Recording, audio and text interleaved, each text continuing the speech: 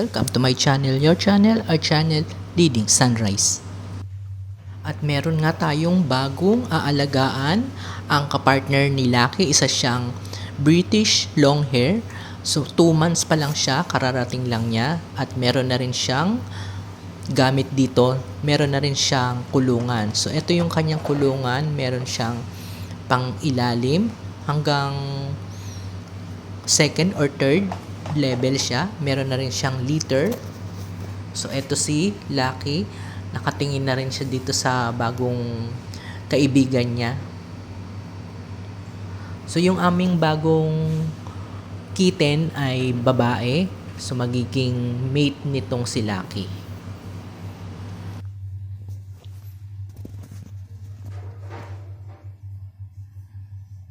So, pet reveal na tayo at eto na siya. Ang pangalan niya ay Charm. So, isa siyang British Longhair. So, ayan, mga 2 months pa lang yan, pero maliksi na yan. At malaki siya ng compare dito sa kay Lucky na talagang maliit pa nung dumating dito. So, nilagyan din namin ng parang duyan, kaso ayaw niya ng duyan, gusto lang niya bed. So, inilagay na lang namin dyan yung kanyang bed. So, meron siyang hagdan, 2 ang hagdan niya. So, ready na siya sa magstay dyan sa kanyang house. At ayan, kumakain na siya ng feeds.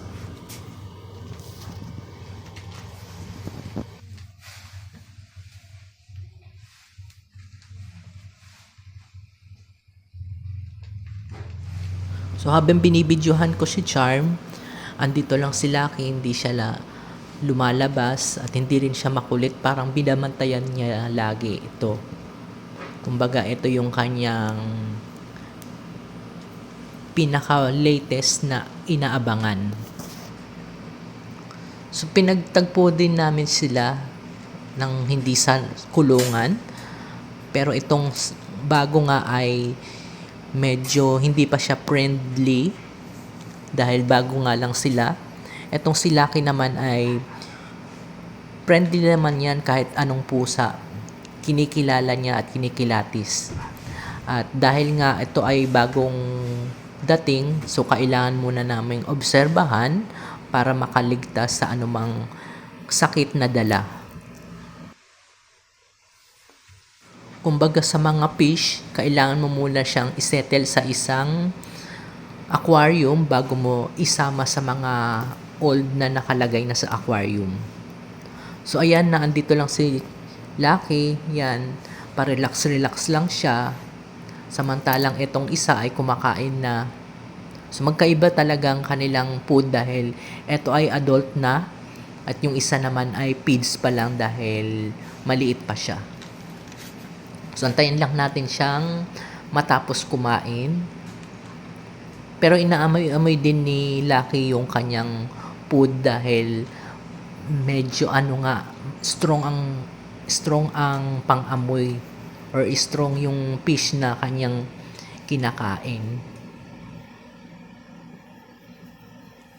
So, ayan yung kanyang second floor. So, mayroon siyang third floor. Yung third floor yung kanyang pinaka-bed. So, ito nakabantay lang lagi. At least, hindi na siya lalabas. Babantayan na lang niya ito lagi. At para naman may kasama na rin.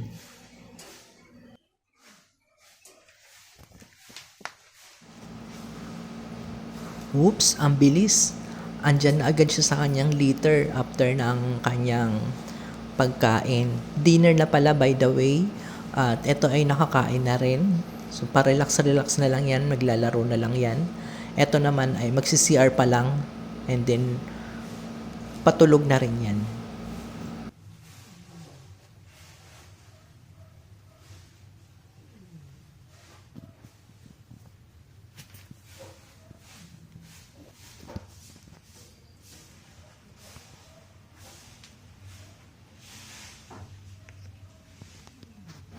At tapos na nga siya. So, gusto niyang uminom. Meron naman available na water dito. So, at least makikita nyo ng up close habang umiinom siya ng water. Kung ganyan ang itsura niya, kulay gray siya at malaki siyang pusa. Siguro naman paglaki niya baka hindi naman siya mas malaki pa kay Lucky dahil nga babae. Pag babae ang mga pusa, maliliit lang sila, hindi siya ganon kalalaki. Compare sa mga male cat na talagang lumalaki. So abangan natin yan kung sino ang mas malaki sa kanila ni Lucky. So andito lang si Lucky at binabantayan si Charm.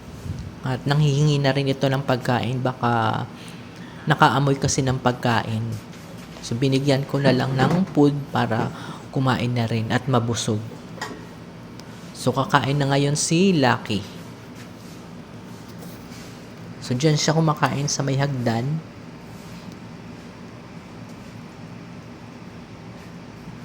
So iba yung kanyang food. So ayan. Gustong-gusto niya yan, habang kumakain siya, kailangan mayroon siyang kasama.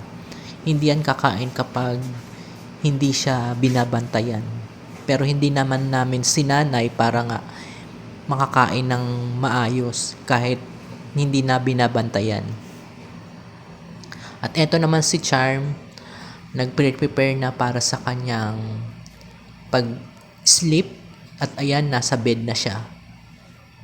Color pink yung kanyang duyan na ginawa na lang bed. So kasyang-kasya naman siya, at pag lumaki na lang siya ay tingnan lang natin kung gaano siya kasikip sa kanyang condo or apartment.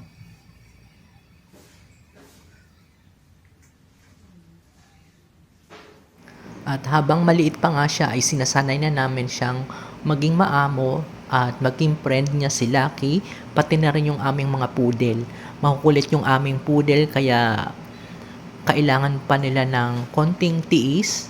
So etong si Lucky, napagtitiisan na niya at nakakapag-skip na yan pag kinukulit siya ng mga puppy namin na mga poodle. So etong si Charm, hindi pa siya masyadong nakakapag-adjust sa mga poodle.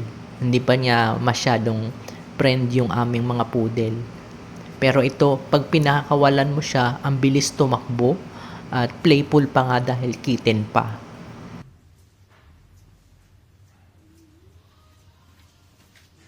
At ayan nga si Charm, nasa kanyang bed na at naglilinis na. So, time to sleep na yan. While si Lucky ay kumakain pa. So, binabantayan lang niya. Minsan na andito yan sa mismong ibabaw dahil nilagyan namin ng konting lilim or para hindi siya masilaw sa ilaw. So, doon naman pumupunta si Lucky sa taas. At dito na nagtatapos ang ating vlog na ipakita ko lang sa inyo yung ating new member na si Charm. So, hanggang sa muli. Bye for now, guys!